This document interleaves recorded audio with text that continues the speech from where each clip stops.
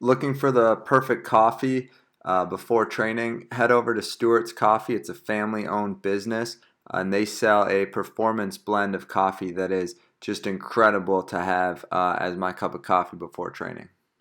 All right, guys, welcome back to another footy and coffee conversation. I'm actually using a little soccer mug from back in my Yes, playing days. Are you I you got got mine your too. you got your coffee? That is, What kind of coffee is that? it's a normal Brazilian coffee, black coffee. Like Is that always. is that strong? Yeah, that's pretty good. So you have a lot less than the American amount because it's stronger, or Yes. what? Yeah. Yeah, usually coffee here is a little bit stronger than in the US. I mean, you can find strong coffee in the US, but you gotta dig in a little bit. Do you like American, like Starbucks coffee? Yes and no, because I think Starbucks coffee is just like, I mean, I like the common ones, just the coffee, simple, sometimes a cappuccino. But those drinks, they're like, I used to call like a coffee milkshake. It's just everything but coffee in it. So I try Just to avoid those.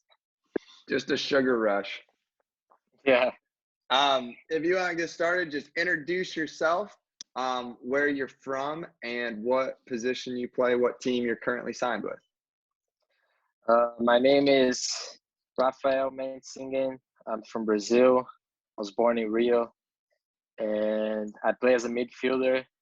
Currently, I'm signed for Chattanooga Red Wolves to play USL League One this season.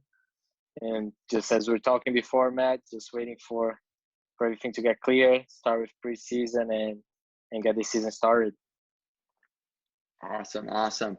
I just had a thought real quick. Were you in the US during the World Cup in Brazil, or were you able to see some games? In the World Cup in Brazil was actually in Brazil, so it was 2014.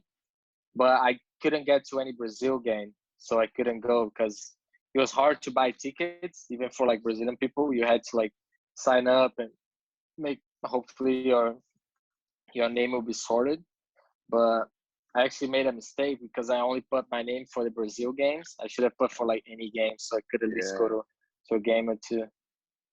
I had friends that flew from the US to go to a US game, got tickets, Nice. everything, paid, crazy amounts to travel there, and then ends up getting sick and has to spend the day like just laying in his hotel in No, some random hotel in Brazil instead of going to the game. that sucks. So you grew up in Brazil. Talk a little bit about youth soccer, what that looked like. I believe you started as a futsal player before you were Yes. playing full field. But what was, because obviously the soccer scene in Brazil is a lot different than how a lot of our American listeners grow up playing in the U.S. Yeah. I mean, I didn't experience the youth soccer in the US. I just saw it when I got there at the age of 18. But from what I've seen, compared to Brazil, it's a lot different. Like a lot different. Here is really really competitive. Like you're really demanding and like push to win since like a young age. And I think that builds more like in a lot of kids here playing, that builds like a lot of pressure and the feeling of like I have to succeed, I have to win. Like this is how am I gonna succeed and sometimes get my family out of this condition and make money. So it's really demanding. Really, they really push you to succeed, to win since like a young age.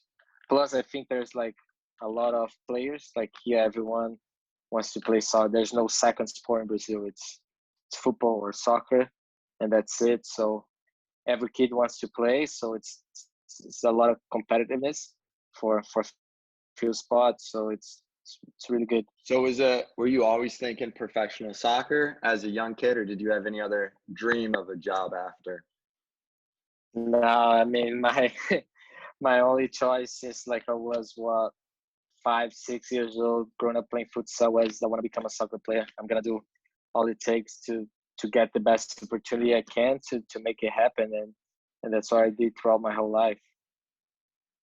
What because in countries where soccer, football is the big sport, obviously a lot of players feel like if they're not signed to a professional team by 17, 18, that their career's over and they have to go get a real job or whatever. What was kind of your high school age soccer like, and what led you to deciding to go to the U.S.? Yeah, it was exactly that. So at the time I was 17, I was in a big. So I went up till I was 16. I was in this medium-sized club in Brazil, and then I had the opportunity to go to Vasco, which was a big club in Brazil, and that was awesome. I was like, okay, now my career is just gonna take off, and everything's gonna be great. And it didn't go as planned. On the transition to U17 to U20, which is a big jump. Like I didn't make the cut, so it was like 17. I could either go back to the club I was before, or try something different. And I was like really frustrated, sad. My family saw it. I was like, yeah, I don't think I'm gonna play anymore. Like I was almost there, and suddenly I'm not. So, and for a guy at my age, I was 17, just trying to play. Like didn't like give school much importance at the time. I just wanted to play, so it was a pretty big hit. And I was like, I think I didn't play for like 3 or 4 months. And then one of my friends, a little older, had gone to the US to study and play a few years before me. And he told me about the opportunity, and that's when it all started for me. Now, I thought, college was challenging enough. I saw some of my teammates were, from England or something. English is still their first language, and even that was a struggle. If I'm correct, you didn't speak any English when you came to America, right? Oh, wow. So what's Yeah, the that's correct. I didn't speak a word. It was just so what's the process then going into college? You speak no English, you're going to a new country, and it's not just like, oh, you're just here to play soccer. You also have to get a certain level of grades in school, and you're trying to make friends and live with, the team. And what is that whole like first month experience? What is that like? it was pretty hard. Like when I remember when I set foot on Atlanta the first day, I was like, what am I actually doing? Like I could barely get out of the airport. I couldn't get a transportation to go where I had to go. Everything was tough. No one could understand me. I was like, man, what am I doing? And then I think what helped me a lot was my teammates, actually. I mean, I couldn't understand anything. I remember there was one other Brazilian that helped me a lot, a guy from Costa Rica that actually speak Portuguese that helped me a lot. And just these people helping me was what got me through the first few months, because I couldn't go to Walmart by myself. I couldn't order food by myself. I couldn't do anything. But what I tell people is like when you're in the environment, you need to learn English, or you're not gonna do it. Like I had to go to class like after preseason, my third or fourth week in the US. I had to go to class, and I had to tell professors, look, I barely speak English. Please spare me. Something that I wanted to learn and that I wanted to get better was what got me through my relationship with my teammates and even the classroom. How many months do you think it took you before you felt confident to have, a conversation like we're having now? Ooh, that was tough. I mean, I want to say I was comfortable in class after 2-3 months, but it Uh, was still pretty hard for me to like present or anything. And like conversations like this, I would have many questions all the time about like vocabulary, grammar, and stuff like that. But I think I learned pretty quick. I think after 4 or 5 months, I was doing well. I still had like a really heavy accent, and I still do up to this day. But I could get along well with my teammates and in class and everything. Now, when you became more comfortable of just what the US was, everything like that during those months, but being able to actually have a conversation with your teammates and understand what the coach is saying in the meeting, all of that. Do you think did you notice a difference of your on-field play change at all? Or was there no change with that? Yeah, I think for sure, especially the first season, because I got to the US in August. It was right when the season started. I couldn't really understand what the coach wanted me to do, so I was more like kind of doing my own thing, if that makes sense. Like, of course, I would understand a few things, and the soccer vocabulary, use a few words. After 1-2 months, like I'll know what they're trying to tell me. But in the beginning, it was more like me doing my own thing and trying to do my best. And I think they understood that too. They try to help me, show me in the board as most as they could, and also let me play and show my football, which also helped a lot too. Yeah. And you went to Bryan College to start, correct? Yes, that's correct.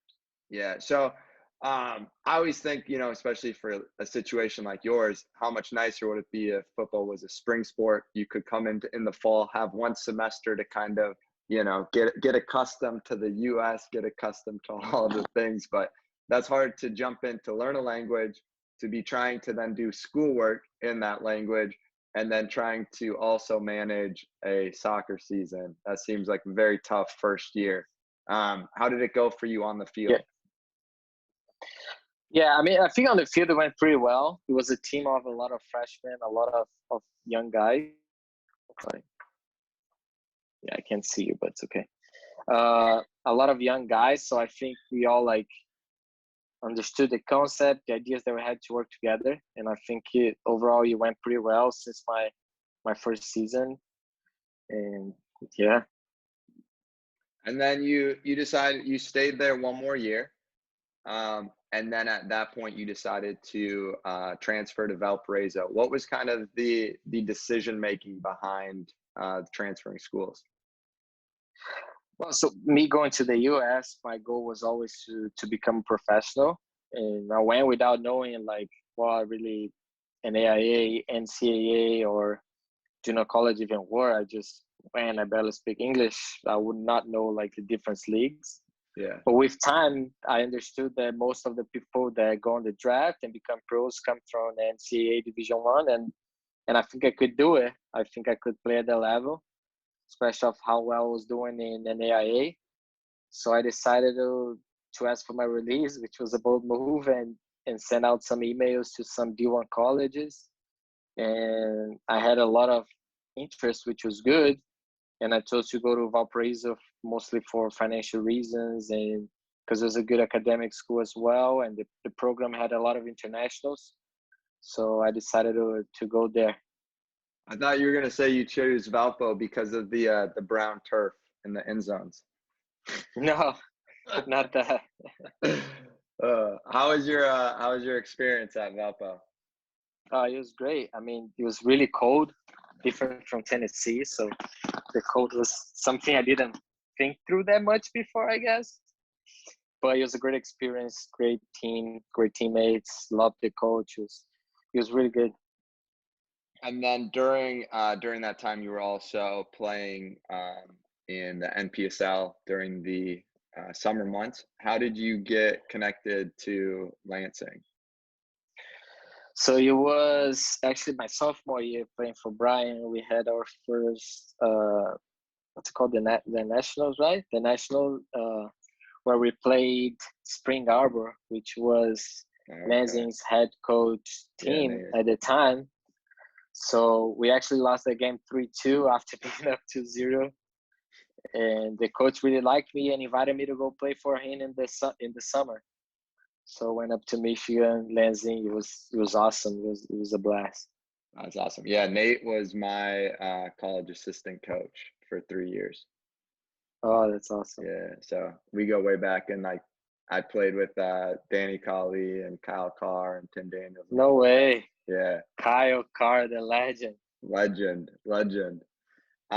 So you're doing well. You transfer to Division One. Professional soccer is looking more and more realistic as an opportunity. You're playing for Lansing United, and then also I believe Detroit City, which is a very good NPSL club at the time. Then you finish your senior year.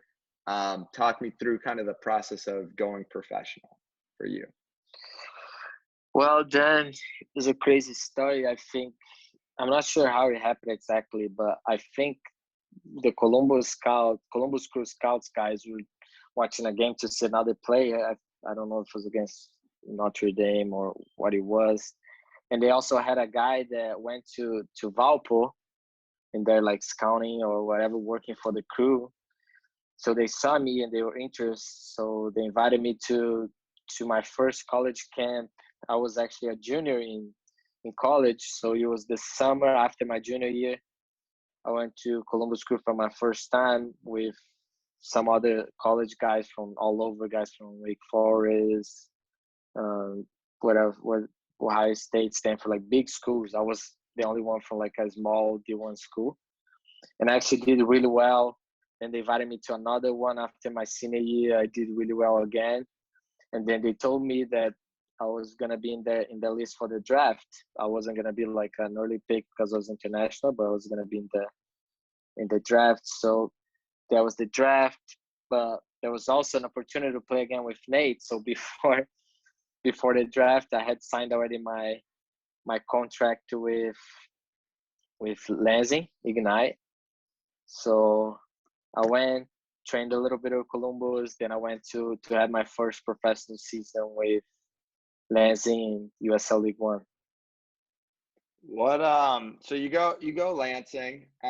Now you're in a professional environment. You finally made it, that first step of being a professional. What does that feel like after, you go at 17, you are you get kicked off your team. You're like, am I even gonna play anymore? Am I done? And now, what, 4 years later, 5 years later, you're now signed your first professional contract. What does that feel like for you?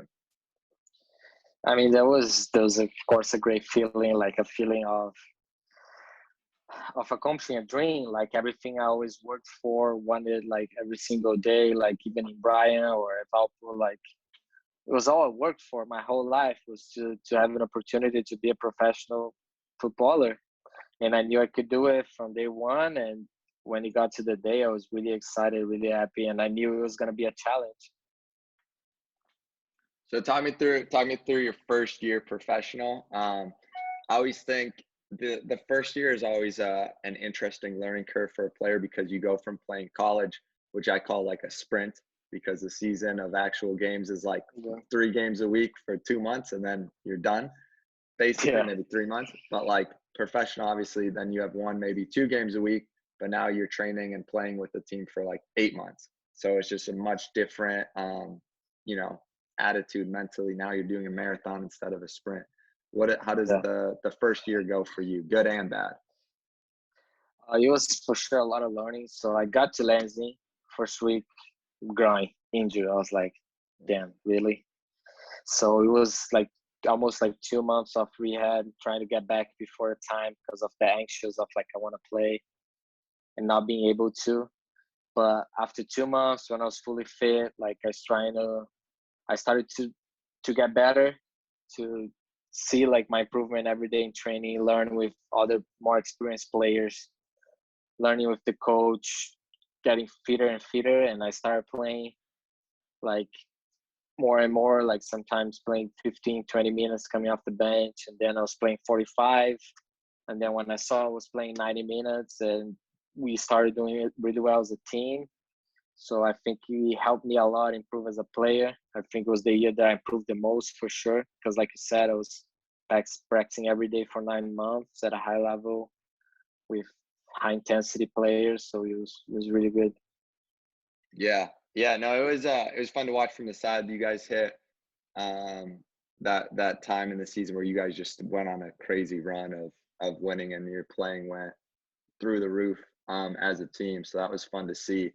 So you guys have a lot of success on the field, and obviously behind the scenes, the club, financially, all of that. And so you guys find out, you get called in that the club is going to be folding. What is that like? Because obviously now you've started to grow a culture in the locker room. And I would imagine I don't know what you were thinking at the time, but I know talking to other guys on this show, they had been like, I want to come back and play and like kind of run it back one more year. And then to kind of just have it like, all right, all these relationships, everything you built with the community, just gone. What is that feeling like? That was a bummer, because like you said, and other guys mentioned, like our locker room was so good. Like I just realized and really valued my second year of pro, like last year. but our locker room was so good, and like we could feel that feeling of like we deserve more. Like we right there, like this team can win something, can do something special. So everyone's excited for a second year. I believe most of the players were gonna come back, and then they tell us that the club was gonna fold. So that was a big bummer, like because it was more than a team. Like there were like really, really true friendships there. Like we were really close, and we're ready for the second year. And it got the team folded, it got cut, so we had all to take our different paths and go different ways. What so your season ends, you're folded, you aren't sure what you're doing at that point. Did you at all consider, do I just go back and try to play professionally in Brazil, or were you like, no, I want to continue playing in the US? Yeah, I wanted to continue playing the US because of my dream of going to the MLS, and I had already lined up like the after season that I was gonna go back and finish the season training with Columbus Crew.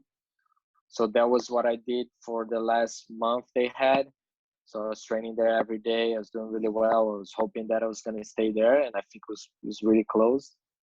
But when it didn't happen, they were like, "Oh no, you definitely gonna find a club. Like you had a good season, you trained well here with us."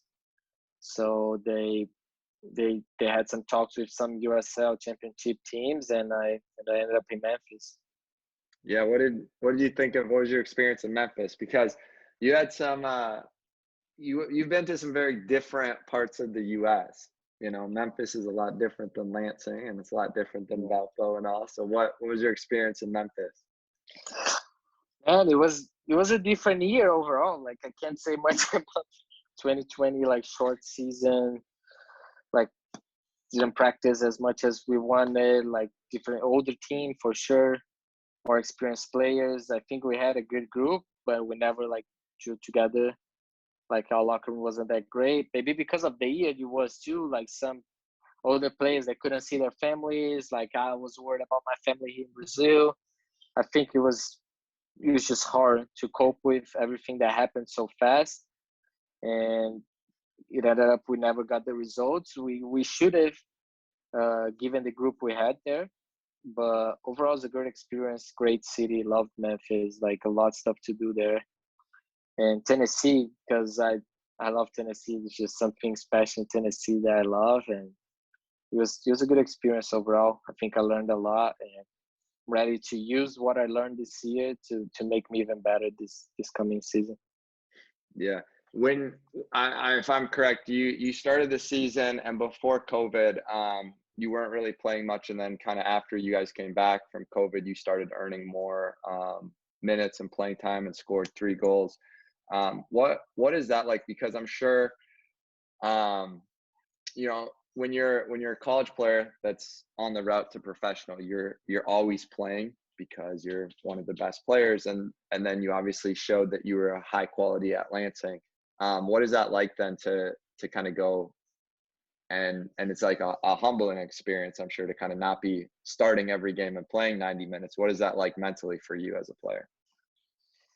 Yeah, it was hard too because I got to Memphis and I had the same problem, injury again.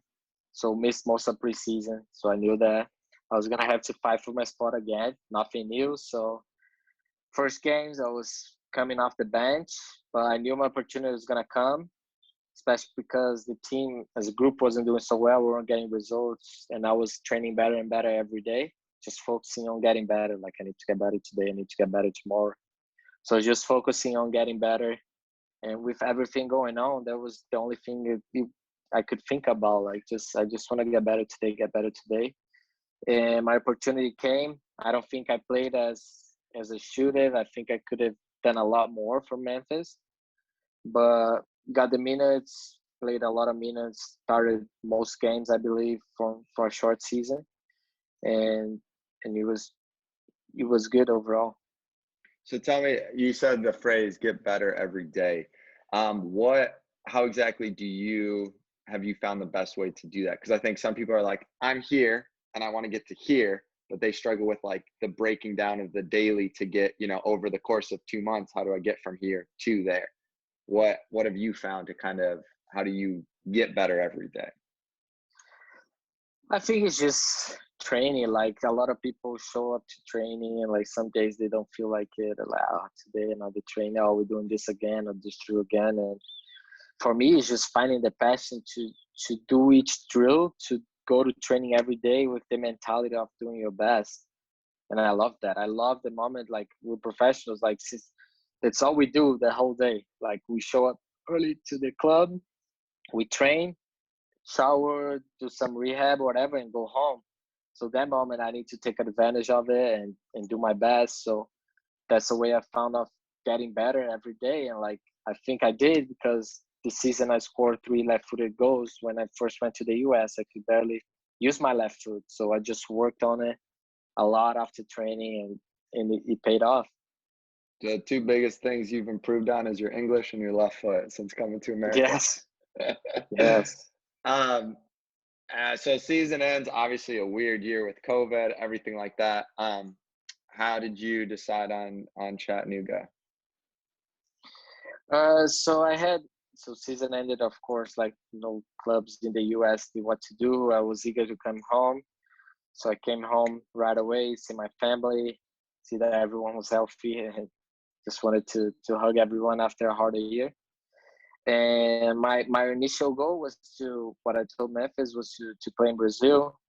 So they didn't pick my option because I told them I wanted to stay here, play close to my family. And that's what I did for the month of January. I was going to stay here, play here. But I don't know, I'm a pretty spiritual guy. And something told me in my head that there's still history for me to ride in the US. And at the same time, in the week came an offer from Chattanooga, which is a place that I love. I have a lot of friends because of my time in Bryan and Tennessee. So it was like, told my agent, I know you want me to stay here in Brazil and play. And I did have a good opportunity to play here.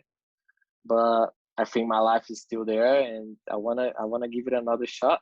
So I decided to just sign up Chattanooga and have a great season there. Yeah. Hopefully the paperwork gets figured out soon so you can get over there. After football's over, are you interested at all in trying to live in the US, or no, Brazil's the place for you? I don't know yet. I mean, all I know is that I'm probably gonna work with something related to football because, like I said, it's all that I know how to do, and I love helping people. So I don't know if it's gonna be coaching, if it's gonna be being a sporting director, or whatever the case be.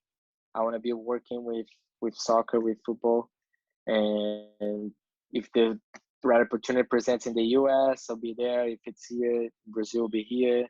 If it's in Europe, we'll be in Europe. It's a place that I wanna play or work there, just to get to know different places too and different cultures. So I guess whatever the situation presents, it's where I'm gonna be. All right, here's a kind of fun question, but what's the food you miss the most when you're in the US from Brazil? And what's the food you miss the most from the US when you're in Brazil? No, that's a good one. I'm gonna say the food I miss the most in Brazil when I'm in the US is just the rice and beans. Here are different. Like when my mom makes just the typical Brazilian rice and beans, it's amazing, and I miss it a lot. And when I'm in Brazil, I miss the cinnamon rolls, man. Those are great. I love cinnamon rolls. They don't have those here. Yeah, it's always the unhealthy things people miss from the US. Mine is Dunkin' Donuts. Yeah. When I'm over in Europe, I miss Dunkin' Donuts. Oh, those are very good too. Um, when I'm overseas, and some of my players have said when they speak English with me, they know that they've been using a lot of English when they start dreaming, and their dreams are now in English instead of Finnish or Swedish. Have you noticed anything like that now that you speak both languages? Do you dream in one, or do you not notice that? Yeah, I want to say most of the time now I'm dreaming English. That's why I don't know. That's why I decided like my agent. Maybe I still need to go there a few more years. Like I'm so used to it now, the culture, the language.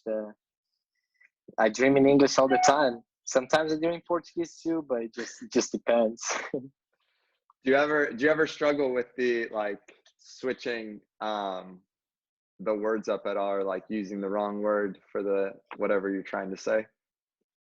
Yeah, the first week stuff when I'm coming from there, when I'm going there, the first week is always tough. Like I say, because sometimes you don't think, you just say, and you say the word in English, and everyone looks at me. I'm like, oh, that's not what I meant. But after, it's just normal. Get into a routine of it, yeah. More on a more serious question for you. If you could go back to, 16, 17-year-old self, you're maybe, let's say, when you get cut from that team, what would be if you could see yourself in that, that 10 minutes after you get cut from the team and give yourself, those best words of advice you could from looking back on it, what would that be? That's a great question. I think the thing I'll tell myself is to control and focus on what you can control. Like, too many times when you're young, you complaining about the coach, complaining about your teammates, complaining about the field, complaining about the ball, complaining about the weather. Like, I was always complaining, and it ends up that you don't focus on things that you can control. So if I could go back in time now and say, look, 15, 16, 17, control what you can control. Don't focus so much on other people, on the external stuff. Just control what you can, and I think I would be a much better player if I could do those things. I like that. I don't know if you have this, just as a last funny question. Do you have any like funny situation that happened to you that first month when you came to the US with maybe you said the wrong like phrase that you thought, or anything like that? There's so many, man. I remember, I think this is my first week in Bryan. I remember passing through when I was getting through. I remember, like, I saw Walmart and then campus, but it's kind of far. And I remember the players were talking about like taking the new players to Walmart to buy stuff we needed, and like just for daily life, like some school material, whatever it was. And they said they were gonna do a run to Walmart. So I was scared of like, damn, we're gonna run all the way to Walmart and back with like groceries and stuff. I was like, there's no way, those guys are crazy. And what they meant, they told me after, was just a quick trip to Walmart. I was like, yeah, but there were a lot of those that I couldn't understand, that I would understand wrong. And yeah, this is a funny one that I remember out of my head now. That's funny you said that one, because when I asked a question, one came into my mind my first year in Sweden. It was similar to that. I was trying to find the sports store, and they said, oh, it's a mile down the road. And I was like, oh, it's a mile. I can just walk there then. And they're like, what? You can't walk a mile. Well, I come to find out a Swedish mile is like 6 US miles. So when they said it's a mile down the road, it's 6 miles for US mile type. I was like, I had no idea that there was different usage of the words miles. And that's even the language I speak. So I can only imagine when you don't speak the language, how confusing. Yeah, it's tough. My first experience, like once they picked me up from in Atlanta from the airport, they took me to Chick-fil-A to see if I was hungry, and I got in. The lady asked like 10 questions, and I just looked like someone to help because I couldn't order anything. So I just said the numbers and they ordered for me. But like I said, my teammates helped me so much. Like without them, I couldn't do it. Good thing you ate chicken. That could have been a problem taking you there. Yeah. Yeah, I can't imagine going in. Luckily you had some teammates that spoke Portuguese, but that's still, to have to do school and all when you're just trying to learn basic conversational would be very difficult. I can't imagine. Yeah, it was a good challenge, but it made me stronger and better. And I learned a new language I never thought I would. So we're grateful for everything. Yeah, absolutely. Well, man, I appreciate you taking time out of your day to be on the podcast. I enjoyed it. Hopefully, as I said, you get your paperwork so that you can get back to the U.S. and start scoring goals for Chattanooga Wolves. Excited to see this season for you. Yes, thank you so much, Matt. We'll stay in touch, and if you need anything, and hopefully we can connect in the U.S. at some point. Absolutely, man. Have a good day. Enjoy the beautiful weather. Thank you very much. Have a good day. Thank you. Yeah. Bye. Bye.